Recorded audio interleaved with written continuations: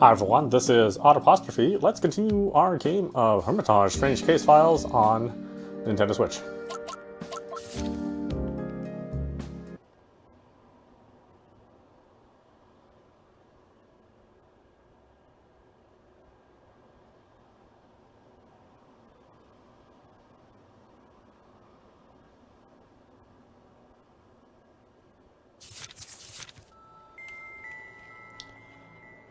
I don't think any human on this earth could ever successfully decipher what he wrote in the last paragraph. It is scattered across the paper like someone suddenly interrupted him during the writing process, or like his brain decided to go haywire in the middle of it. As you can clearly see, the author's mental state is highly concerning. I think you need to take into consideration that there might be another person involved in this whom you should arrest. Definitely, we will comb the whole school thoroughly to find whoever's responsible for this. He pulls up the pictures of the murder scene on the camera once again. I just hope that's good enough. The officer doesn't urge me to hurry up, granting me as much time as I need to analyze the photos. I doubt it's because he's a nice guy. My guess is that he's doing it out of respect for the principal who's standing next to us. I can't find anything else in the photos that jumps out at me. That's about it. Now you know what we know. We can rule out a suicide and an accident. All signs point to a homicide, but we're lacking a murderer and a motive, so things remain unclear. A suicide wouldn't be this extreme, and the physical evidence points to an event far too precise to have been an accident. Am I right in that assumption? Precisely. Those bloodstains sure make it look like it was an intentional attack on him, but looking at them doesn't provide an explanation as to what exactly happened at the scene. They aren't really evidence for anything yet, right? At the moment, they're just one more part of the puzzle that we need to solve. You got your work cut out for you, then. I hope the principal is fine with us borrowing your expertise. We need someone reliable to work with us on this. Well, I'm in no position to make that decision for them. Feel free to contact me whenever you come across something that could prove useful. Having seen these photos, there are a few things I would like to get to the bottom of. How about it? Any ideas? Not a lot, I'm afraid, but at least I have a general overview now. Well, anything is better than nothing. Then we'll hear from each other again later. I can't abandon my post for too long. I hope you understand. Of course. Thank you for your time. The officer bows slightly and puts his camera away before leaving in a hurry. So, how about that general overview of yours? Do you know which pieces of information to look for? I wish. If you have any idea where to start, please let me know. Oh my, that sounds quite disheartening. Well, at least I have some insight now, so it wasn't all for nothing. This bizarre murder bears a strong resemblance to the animal killings on campus, although I have to admit, this one's a lot more extreme. The manner in which he died and those fanatic ramblings in the notebook both point towards this being beyond the bounds of human imagination. Speaking of the notebook, the last part about bait, I have a bad feeling about that. This is going to be a tough case to crack, I'm not going to lie. I see. Principal, could we continue this discussion somewhere a little more private? I look at him with the most serious expression I can muster and wink at him. Do we have to? Such long walks are tedious. If we want to keep this a secret, I'm afraid we have to take every precaution we can. Prying eyes are everywhere. That includes the members of my own team, something I avoid saying out loud, of course. I want to avoid all the people crawling about the place because of the active investigation, so I picked the most isolated spot I can remember. Dan has been there before, but he should be meeting up with Neko and the others right now. No need to worry about potential interruptions. Okay, I think this place should do the trick. We're the only ones here. And just why exactly did we have to come all the way out here? Because there are some questions that need answering. I cast a serious look at him. If it involves shady business, the fewer people know, the better. It's for your own good, too. I don't know what you're talking about. Tell me the truth, Principal. Who is after this treasured artifact of yours? Who? What do you mean? You heard me. I demand a proper answer, or else I don't see any sense in continuing this investigation. Please stop. At least explain yourself first. Thinking back, this whole job was sketchy from the very beginning. An artifact was stolen, and a regular thief would usually get as far away as possible and find a place to sell it. You, however, are somehow convinced that the culprit will return, despite the place being so crowded. I can understand your desire to recover the artifact, but no matter what else they would want to steal, doing it during the school festival is the dumbest possible time for it. Anyone with more intelligence than a mouse could pick a different time. What we've gathered, the school may have been home to strange creatures for quite a while already, We've learned from the students that strange signs of vandalism have been turning up more and more frequently. You somehow failed to mention any of that during your job offer. Strange holes have been turning up all over the campus and having to be fixed on a regular basis, but you obviously don't care about any of that, do you? Then there's the matter of the animal carcasses, and if not for the well-meaning students who revealed that to us, we will still be in the dark about that. It doesn't seem like the school cares about this potential threat for the safety of its students. Am I right? I'm a busy man. I have a lot on my hands. Save it. What I found out during the investigation and the description we were given at the beginning of the job are completely different. It has been going on for at least half a semester, so this isn't a recent development. In other words, you have plenty of time to get to the bottom of all of this, yet for some reason you decided to wait until the hectic days of the school festival. You never asked for anyone's help before that. I wonder why that is. What is it that made you call us and ask for our expertise at the very last minute, with things already being chaotic enough as they are? Now, I don't mind a challenging job per se, but it seems to me like you deliberately didn't leave us enough time to prepare any appropriate countermeasures. Or were you simply hoping we wouldn't have enough time to prepare from the very beginning? You're thinking about this too much.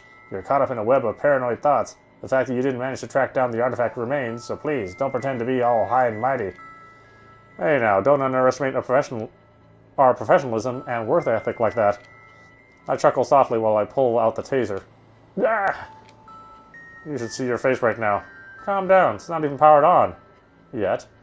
Now, something else that has been bothering me. Setting aside the fact that it is illegal for civilians to purchase them, those paint bullets for the shotgun are extremely rare, seeing as they have to be imported from abroad. Our resident expert for those things assured me that was the case, and I have no reason to believe he's lying. So, why would you go to such great lengths and rush to get these things ready for us? Were you expecting us to need them? For the first time since I met him, the principal's perpetual smile disappears. He smiles at me intently, and thick drops of sweat start running down his face. Within a few seconds, he goes from being a cheerful educator to a grim and troubled, middle-aged man with a heavy heart. I don't try to push him, but choose instead to wait patiently and take a deep breath, making sure to pressure him by staring straight back at him. My patience pays off. The stolen Reed Compendium has a questionable origin. You can tell me. This stays between us. I hope you'll keep your word. Well, despite the claims of it having been found during an archaeological excavation, the history of this ancient scroll is actually a bit more complicated than that. 3 years ago, a foreigner came to me out of the blue and asked if I could help safekeep 2 artifacts. I had never met him before, nor had I ever heard of the research institute he supposedly belonged to. He didn't even make an appointment with my secretary. He just suddenly showed up in my office out of nowhere. I didn't agree to his request at the time. The history building has a reputation to uphold, and no matter how valuable the artifacts, I couldn't even be sure of the legality of the whole matter. His identity being such a mystery only made me more suspicious of it all. That reaction seems only natural. I refused him multiple times, and he suddenly stopped insisting. He just said, "It's okay. You will always say yes in the end," and left quietly. A day later, one of our graduates announced the discovery of 2 artifacts and decided to transfer them into our custody. It's not the first time we've received artifacts of that nature, nor are they the most valuable, but they happen to be in a very popular area of study these days, so it caused quite a stir for a while. Meaning they aren't items you could sneakily get rid of. I asked the graduate about them in private and guaranteed him full confidentiality, but he kept insisting that he discovered them on his own and that he knows nothing about the foreigner. I'm not sure if that's the truth or if he's playing dumb for whatever reason. What if someone stole the artifacts from him and tried to frame the school? Well, that does sound like a possibility. We're not even considering it for now. In fact, things only get much weirder from here. Weirder? How? Less than a week after we received the artifacts, the graduate who sent them to us ventured out on his own and was found by a lake. He hung himself. You can imagine the consequences of such a drastic and unexpected development. I was bombarded with questions from all sides. The stress gave me a stomach ulcer. It was then that the foreigner suddenly appeared again. He showed up in my office without an appointment once again, and even the security guards couldn't tell me how he got inside. I take it his reappearance was related to the artifacts? Yes, he wanted to make a deal with me. A deal? Yes, we'd safekeep those 2 artifacts for him for 3 years, and as long as we didn't arouse any suspicions, he wouldn't tell anyone about their true origin. He had evidence, although clearly forged, of me threatening the graduate to hand over the records of those artifacts. And you couldn't refuse in light of the graduate's death? In return, until he showed up to retrieve them again, we were to keep them safe and in pristine condition. So, you took the deal. I didn't have any other choice at the time. Keeping 2 more artifacts wasn't much of a problem, but returning them when they were due was different. Regardless of the actual state of affairs, their officially recognized discoverer is still the graduate. I certainly couldn't simply hand them over to a stranger. And that was 3 years ago, so this is the year he wants them back. To be precise, today is the deadline. I spent 3 whole years trying to get our various academic luminaries to agree to cover for me. Now that the artifacts are in the school's possession, it would be better to ruin my reputation than to hand them back to that stranger. You would actually do that? You would be held accountable for a crime you didn't commit? That would follow you for the rest of your life. It's where I draw the line. I cannot in clear conscience compromise my integrity as an academic. Those are the values I hold dear. If what you're saying is true, you deserve respect from one academic to another. Thank you for your understanding, but in the end, this is just my way of trying to make myself feel better about it all. When I put out the news that I was going to display these 2 artifacts at the school festival, well, that's when all sorts of strange signs began to appear around the school. First, the staff fell ill. The wild animals kept dying in and around the school. After that, a big hole appeared in the tennis court. People reported hearing strange snickering sounds coming from the mountains, and now, most recently, there have been reports about vandalism, like you said yourself. And now the Reed Compendium was stolen as well. Yes, I don't know how he could have possibly pulled that off. He won't stop before he has the remaining artifact. Can you elaborate on that? It seems as if all of this is just in preparation for what he really wants, the one artifact that is still in the school's possession. Also, both artifacts are of great importance. That's what he told me himself. Do you think they may be useless on their own, that one might not work without the other? Maybe. I'm the wrong one to ask. All I know is that I can't afford another loss. That's why I employed your services. Recovering the artifacts would be the ideal outcome. Since you are experts, I wanted to assist you to the best of my abilities in apprehending that man and placing him under arrest, no matter how many devious tricks he might have up his sleeve. Still, that's no reason for you to keep all that information hidden from us. I'm sorry, I had to do this, or else the pressure for you to arrest him straight away would have been too high. I didn't want that to be the focus of the job. At least now I've been thoroughly briefed, finally. What's done is done, and I will compensate you in whatever way you deem appropriate, I promise. But you see the job through. Well, you know, I do my best to avoid his gaze and collect my thoughts for a moment. He spilled a lot of details just now. The fact that he kept all this secret doesn't exactly inspire confidence. It's hard to trust someone like that. We've already collected a lot of clues, and finishing the job isn't the problem here, but I feel like there is a lot more to all this. A deal made 3 years ago. I fear there's another story behind all this from the Torah Memorial School. Is it possible to find out more about its history?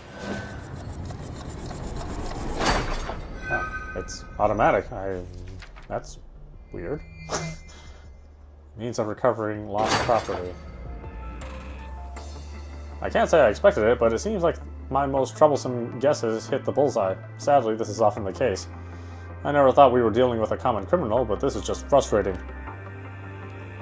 This is too much power for one man. What is there to gain from it? Why would anyone want to attract that kind of attention?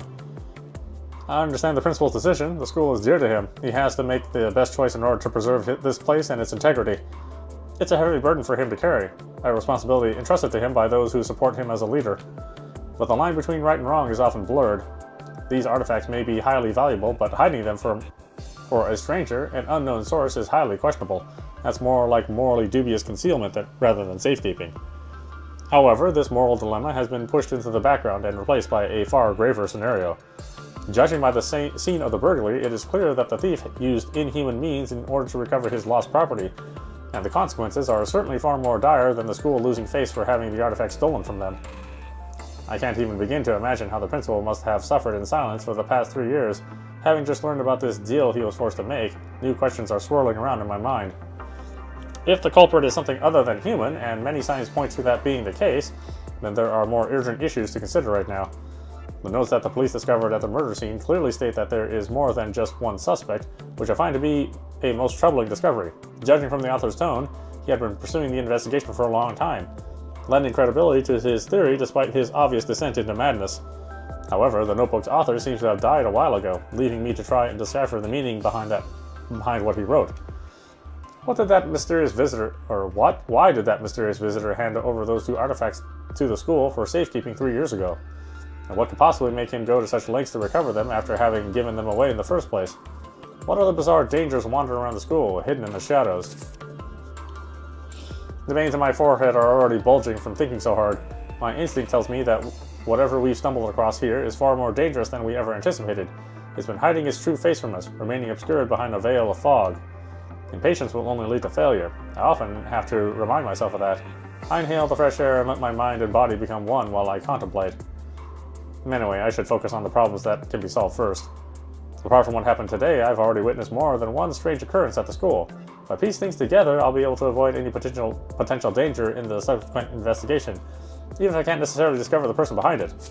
Apart from the thief who stole the Reed Compendium, what other strange things are happening at the school? Well, I should start with this one. Potholes in the tennis court. Oh, what's weird is automatic. Janitor, strange illness, mass fainting.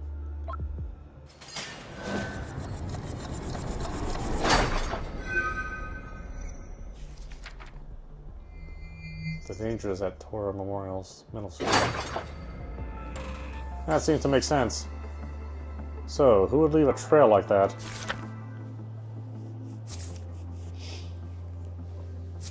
I wonder if they just ran out of time developing and just decided to have this part be autoplay. I suppose it doesn't matter.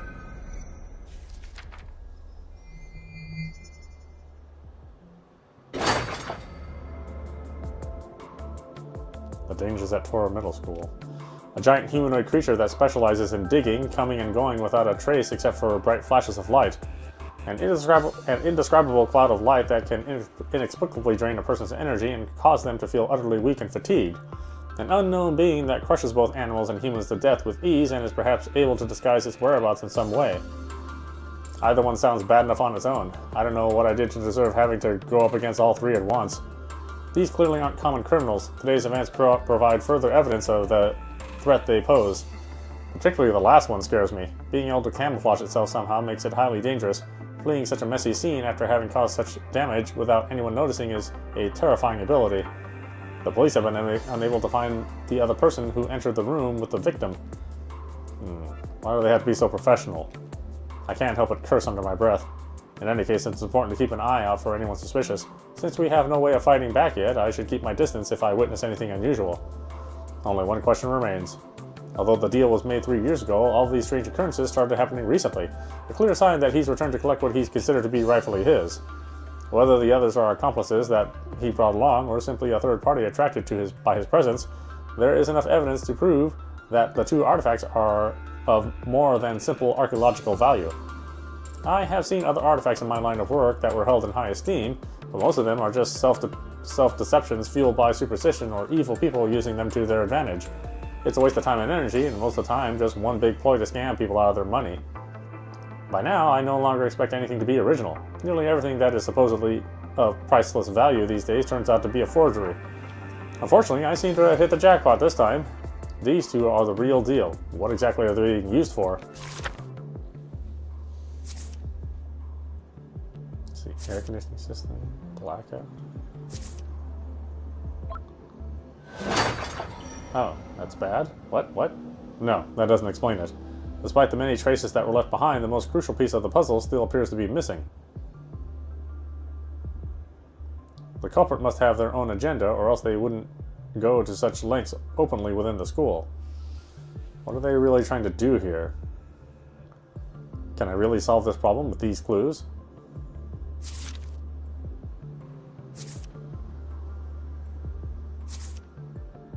Including means of recovering lost property, strange encounters in the school building too.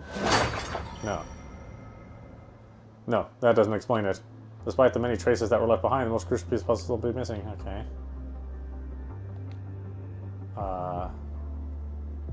Culprit must have their own agenda, or else they wouldn't go. Yeah, okay, great.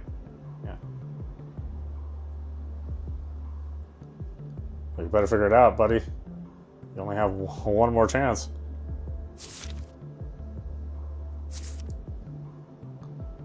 Blackout, strange encounters in the school building too. Targeted artifacts. Oh, still wrong.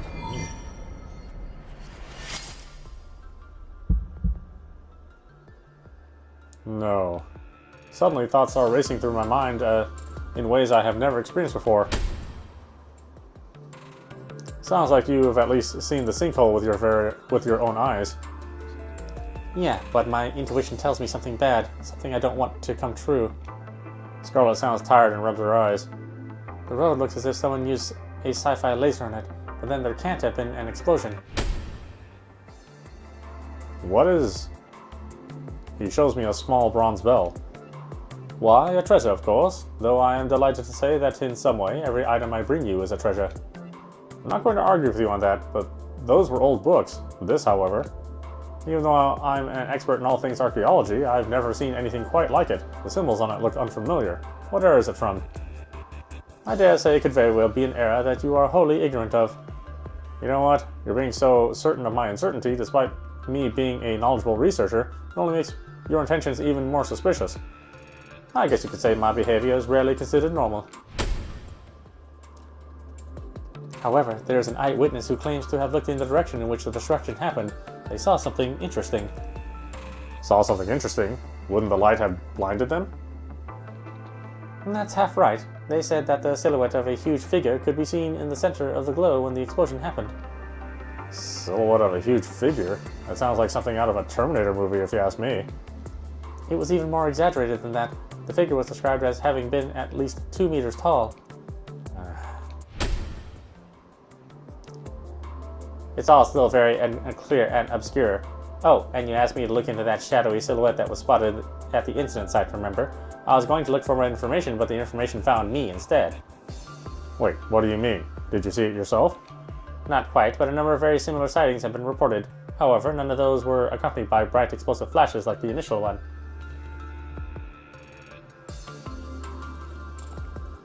There was a massive spike in unexplainable strange events in every area in which a strange sighting was reported, and I'm sure there's a connection. Anything else? Actually, there is. I would like to retrieve the small bell that I left in your possession. I sincerely hope you remember the particular piece I'm referring to. Though I do place my trust in you, it still worries me to have it out of my sight. What a rare occasion. I can't say I ever expected you to want something back. I was under the impression that you were using me as a glorified vault to stash stuff and forget about it. It is only natural for a vault to be opened when the retrieval of an object is deemed appropriate. Do you mind telling me what's so special about that thing? I've taken a good look at it, but I couldn't find anything that stands out, apart from the fact that it's incredibly light. I'm afraid that without specialized knowledge, it is impossible to discover the mystery of this treasure. The value of the knowledge is infinite. You know that. And that was... I'm willing to bet everything I own that I've never experienced any of these memories myself. Yet they all look so incredibly real that I'm having a hard time convincing myself of that fact. Who is that tall, slender foreigner? Why is there a bronze bell there? When has that ever been in my possession? Also, there are those two notes again. Professor? Professor, is something the matter? No, it's nothing. I can't afford to rely upon illusions as a source of information. That would be ridiculous. The situation right here and now, and the existence of those two artifacts requires my undivided attention. However, I lack a basic understanding of the Meridian Bronze Bell and the Reed Compendium, and even the images that were flashing through my head just now didn't tell me what purpose they serve. There's no way of learning more about them with the current information. I must persuade the principal to allow me to study the remaining artifacts in the history building again. I mull it over and carefully think about how I should phrase my question to convince him. Also, I am getting ever more frustrated when I suddenly hear an obnoxious electronic ringing in my ears. The principal looks shocked as he pulls the alarmingly loud phone from his pocket. Yes, what is it? The fear on his face becomes even more pronounced. Okay, I understand. I'll be right over. Stay at the scene and check the surveillance footage. We should have it on camera this time. Well, just do it, and do it quickly. Why does this keep happening? All this bad luck all at once. Did something else happen? Yes, I would like to thank you for coming out here and talking to me. I'm afraid it really is all over now. Huh? Hold on, do you mean... Mere moments ago, the bronze bell was stolen as well. What? People have started fainting all over the place outside the museum. Wait, all over the place? Only people who visited the museum should have seen it, right? What do I know? You're the man with all the solutions, aren't you? Anyway, doctors are gathering everyone at the schoolyard where there's plenty of room to arrange stretchers and other means of transport. but it seems that even they are starting to show symptoms. Take me there.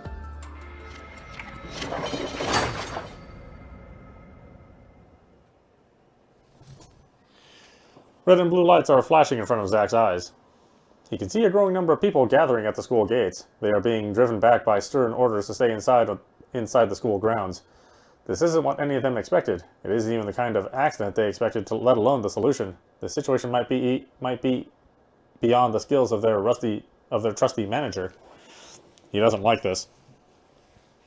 Hey, the police seem to be closing off the road. Is that really okay? I don't know. It feels like we're being trapped inside the school.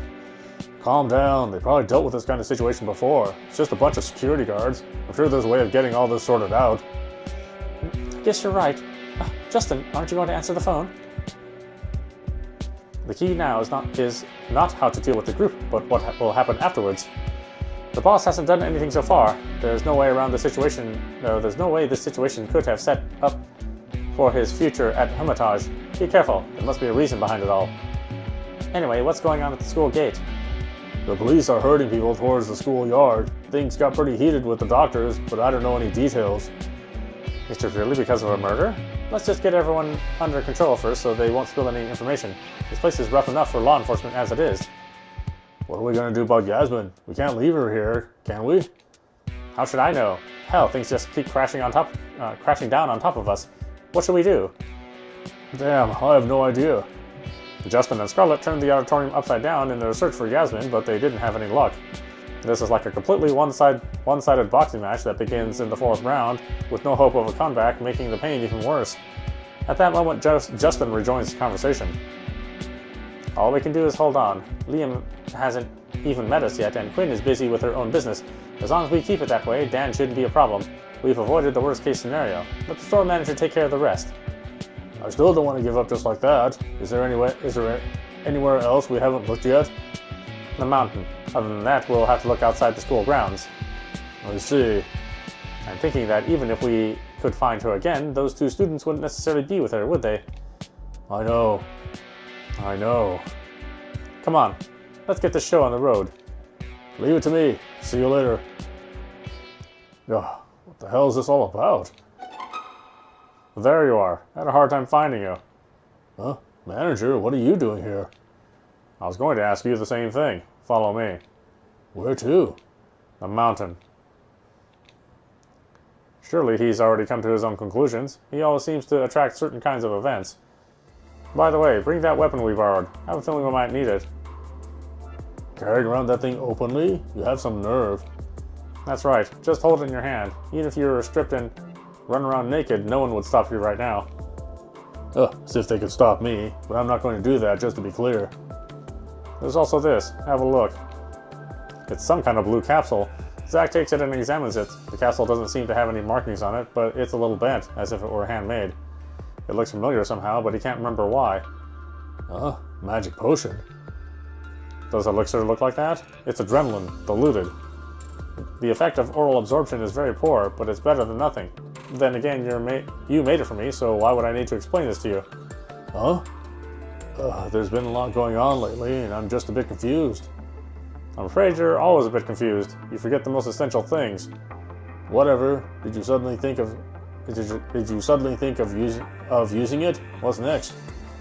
All the patients who showed up at the history building looked like they'd been drained dry. I don't know what happened to them. We definitely can't afford to slack off on the job. From what little knowledge Zach has about this kind of thing, this hormone is usually used as a stimulant. In the movies, they often show military doctors using this stuff to save soldiers. That said, it's not surprising that Dan, as a veteran, would prepare this kind of medicine for the team. But it's not. He shakes his head quickly, trying to readjust his facial expression. You seem to know exactly what's going to happen, manager. Because someone told me. The poor guy was desperately trying to keep a journal and didn't know someone had found out about him. Now we'll have to ask someone else to show us the way. What are you talking about? Some little new discoveries. Anyway, keep up. The store manager's nervous chatter suddenly stops. He looks up at the sky. His face is cast into shadow, mirroring the clouds above. Damn, has it started already? Before he has any time to react, a dense darkness has enveloped Zach. The sky is darker than he has ever seen before. Clusters of heavy black clouds hover above them, pulling up swirls and vortexes as if they are about to devour everything. He can vaguely see a few wisps of color drifting through the dark clouds. Although they seem small, they are quickly becoming more intense. The breeze carries with it the smell of something burning, and there's a slight hum in the distance, in the direction of the mountains. I've never seen such weird clouds. They're just clouds. Where's Neko? Absolutely everyone is being shoved into the schoolyard, so I guess the others weren't able to get out of there. Wait, this feeling. Manager, what symptoms did those patients experience after their visit to the history building? They were absolutely exhausted and felt very dizzy. We better get a move on. My stomach is churning. Let's head off to the schoolyard then. Wait, I can't move. Help! Help! What is that thing? Why? The schoolyard is packed with students and adults, and there's a feeling of desperation in the air. Zach's feet have been working against him the whole way, trying desperately to make him trip. At the same time, his heart is beating rapidly against his chest, urging him to keep going. Even though his mind is telling him to slow down, his body is following orders. As always, he doesn't want to stay in this place a second longer. However, and unpleasant as the experience is, the panicked people around him are worse off. What spread so quickly? Spread? Nothing. He quickly finds Cecile and Justin. They are huddled in the corner of the playground doing their best to stay conscious. They look as if they hadn't slept for weeks. Ah, there you are. Where's Yasmin? Cecile doesn't answer his question at first, but just shakes her head weakly. We went to the auditorium, but the police were there too, so no luck. It's not just Yasmin. The student president and that student named Liam. They're gone. Justin begins to cough violently, the blood draining from his face. He gulps down air, but it doesn't seem to help. You could have saved yourself the trouble. Damn, why does this all have to happen now? Manager, what should we do? It's too late. We can't do anything for them. Did you see the colors in the sky? They're spreading. It's spreading in the same direction as the disease. It's only a matter of time before the entire school goes down. I'm afraid this isn't just a minor problem. Scarlet, take Neko and hide. Dan and I will handle the rest. I need to stay strong. Ah, you practice karate, right? You two aren't normal, are you? Somehow Zach feels as if Neko has said something like that before. Manager, is there any medicine left? That's all I have. At the end of the day, how could I know that you wouldn't even bring your own stash with you? Yeah, sorry about that. Leaving Yasmin might be dangerous. There's no point in staying here. Dan, let's go. Wait a minute, the mountain, right? I'll be right there. You have 10 seconds. Time is running out. The skinny store manager is suddenly the most energetic person in the room. He pats Zach's shoulder and turns around and runs back up to the mountain. Zach can't help but sigh as he watches his figure gradually disappear. Is this the end? What do you think, dummy? Don't call me stupid. I'm really not. He points at his chest and begins to fumble around in his pockets. Dan's been hiding all kinds of stuff from us. Huh, why bring this up all of a sudden? Because Dan always carries medicine with him. If it's really the medicine he gave the store manager, I wouldn't be foolish enough not to keep my share. At least that's how much I could find in my pockets. Do you guys remember taking this stuff? No, but this uncomfortable feeling is all too familiar. Did he share it with Scarlet and Neko in the past? Probably. Anyway, take it quickly. Zach pulls a medicine bottle out of his pocket and stuffs the capsules into their mouths. Be gentle. How's that? Feeling better? It may take some time to digest. Same here, but I seem to be getting back my strength. Now breathe steadily. If you're not breathing properly, it will be even harder to get back on your feet. That's easy for you to say, you little punk. Oh, who do you think I am? Anyway, I'll go and meet the store manager now. Wait. What did you find? They look like strange records that probably have something to do with the body found in the auditorium. Thanks to those records, I remember the medicine. I don't know which of us actually survived. Sure enough, we still have to go to the mountains and find out what happened. But none of that matters. Zach turns around only to see that the number of people falling unconscious around him is growing, which makes him particularly cranky right now. He hadn't checked his pockets until the store manager reminded him. Dan himself prepared these items a year ago. Ignoring Neko and Scarlet, he turns around and walks away. While Neko's plan is to ask the store manager for answers, Zack has come to his own conclusions. All I know is this: someone is definitely going to pay for this. The teenager resolutely clenches that fist that isn't his own.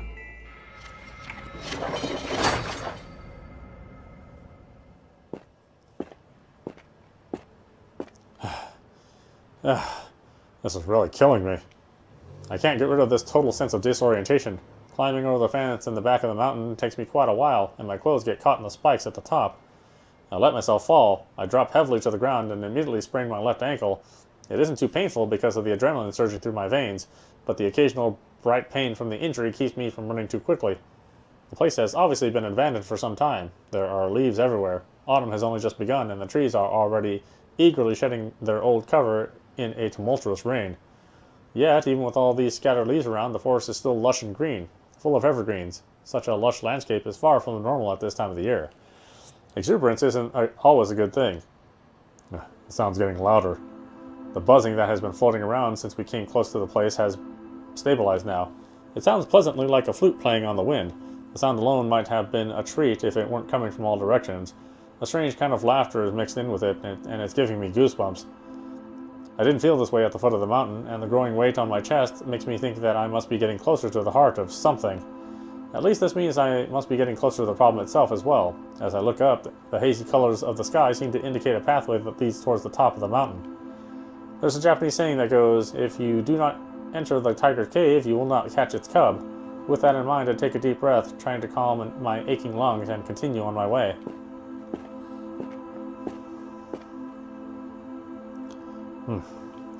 The drifting echoes really do coalesce further up. There's a pagoda on top of the mountain which was kept in its original state when the academy was built. There is actually an ancestral tomb up here that has been passed down from generation to generation. I already knew about this before I took on the investigation, but that's about all the information I have. The school doesn't seem to make much of it after all. The pagoda isn't especially famous. If you look in the direction of the mountains from the school grounds, all you can see is a silhouette of the pagoda, which isn't very tall or conspicuous in the first place. I gather myself, avoiding various piles of leaves, and quietly climb up the stairs that lead to the building. This small square has obviously not been properly maintained. Weeds and vines are crawling up the fence, and mushrooms are growing between the cracks of the tiles, transporting me to a time at which mankind has long since disappeared. In front of the pagoda, a crude stone platform holds a triangular metal pillar that resembles an altar. However, it is far removed from any altars I've ever seen, both in size and shape. It looks pretty crude, with no seal engravings or any customary incense, making it seem like a cheap imitation. Although it doesn't look like the real thing, the stone platform must have been there for years, since the sign of old age are becoming prominent all over it. 3 figures are standing at the edge of the stone platform, quietly proving to me that I haven't in fact been transported to a different time. Yasmin, why? She isn't alone. 2 students are with her. Dan, you made it. I spotted some movement up here, so I came to see what was going on. What are they doing? God knows, but it certainly isn't anything normal. See, they look a little strange. You call that a little strange? All 3 of the bodies in front of me are fairly fluorescent, a strange color emanating from them. I can't see their faces, and I'm almost certain that something alive is spreading and stretching beneath their skin. It must be some kind of invisible presence. Despite being the smallest of them, Yasmin's presence is most pronounced. She is standing in front of the 2 like a lead singer, her mouth open and closing as if she were singing on stage. However, the sound coming out of her mouth isn't a human voice, but the ethereal buzzing I've been hearing this whole time. Can a human really make that kind of noise? Goosebumps erupted all over my body at the sound. Even so, the other 2 remain unresponsive. It's as if their consciousness has been powered off. They don't even frown as fallen leaves pass by in front of their faces. I've never seen this kind of hidden glow before. It doesn't look like any other color I remember, nor anything that sunlight could produce. It's beyond words. I can't help but cringe, and as I shoot a sideways glance at Dan, I notice he is shedding a few rare drops of cold sweat. This serene and bizarre atmosphere is getting to him just as much as me. But that doesn't change what needs to be done. There doesn't seem to be anyone around. Should we go up there and check it out? I whisper in Dan's direction. He shakes his head, picks up a stone from his nearby foot, and throws it at the stone platform. The flying object disappears in midair. What the? I can't help but question my eyesight at this point. Aside from the fact that the stone has literally disappeared, I can't make heads or tails of it. For a moment, Dan looks dumbfounded, but he quickly regains his serious expression and bellows at the spot at which the stone disappeared. "Who's there? Show yourself." Ah, it looks like we have guests. A steady voice addresses us, speaking with a strange accent. It seems to be coming from the general direction Dan was aiming at, but I can't figure out from which exactly. "So, you're playing God now?" I'm sorry I didn't come greet both of you, but as you can see, I'm quite busy at the moment. The voice drifts through the air, sounding laid back and comfortable. For some reason, Dan's reaction is stronger than I thought it would be. His expression is growing darker and his clenched fists are shaking. I've never seen the veteran actually act nervous, but he's clearly riled up right now. "Is that so? Since you're busy, you probably wouldn't mind if I shot a couple of random people, would you?" "Wait, don't." Before I can reach out to stop it, the black metal in Dan's hand makes a blasting sound. "See? That's recognizable." All he has is paint bullets, and thousands of dollars could only buy one round of this expensive crap. I have to say that you're such a rude guest that I'm actually starting to appreciate it. There seems to be a need to negotiate. No, negotiate might not be the right word here. I'd have to show some sincerity, too. The air warps as the color fades from it with a kind of squelching sound. Finally, the huge black lump of flesh is fully visible, taking in every corner of my field of vision. Its muscles are stirring, while ripples in its body look vaguely like eyes. Dull whispers ring out as tiny holes across its surface open and closing, taking in the air. This definitely isn't a scene anyone could just make up. Such absurdity shouldn't exist in reality, but at this point I've climbed over a wall that common sense has built for me and faced it head on. No. I can feel vomit rising in my chest. What the hell is that thing? Why does it live? No, why does it exist? My past knowledge has betrayed me, spitting on everything I've seen and heard up until now. I have a headache that seems to be wanting to rip my brain apart. Dan seems to be in better shape than me. His face is dark as he grips his shotgun tightly. He must not understand what he's up against here, and I clearly burst out yelling from all the things that are going through my head right now. You don't look so good. Shall I call a doctor for you? The voice continues. A tall, lean, middle-aged man emerges from the dark wraith like a rider dismounting a horse. He's wearing a decidedly out-of-date trench coat. I have no sense of fashion myself, so I really can't comment on other people's outfits, but in this case it makes a statement. I reach into my pocket and quietly flip the power switch onto the taser. We're all civilized here, so could you please stop whatever you're doing there? I've been waiting for them for 3 whole years, and I'm not going to wait around any longer. Besides, there's always a time and place for everything. I've missed a lot, and God knows if I'll live to see another time like this.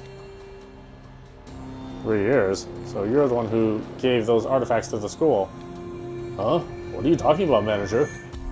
Dan is obviously surprised, but now isn't the time to explain details to him. I stare at the stranger in front of me angrily, but he just shrugs lightly and sighs. Looks like someone couldn't keep their mouth shut. I thought trustworthiness was a virtue in your country. That depends on the subject. I don't think the principal has done anything wrong at all. You may think so, but while it may not be obvious, I myself am in a rather bad mood right now. So, it shouldn't be too much to ask that you two get some proper rest now, right? As he says this, the black mass lifts itself off the ground, emitting an eerie chirping sound. This has gone too far, Dan mutters as he takes a slow step back. The negotiation failed, I suppose. I get the same feeling. Fine, since you were brave enough to come to us, I don't suppose you're the kind of people who can be intimidated. Strange foreigners seem frustrated. He gently straightens his hat and covers his eyes with the brim. A nasty chill suddenly creeps up in my spine. Forgive me. Huh? Huh?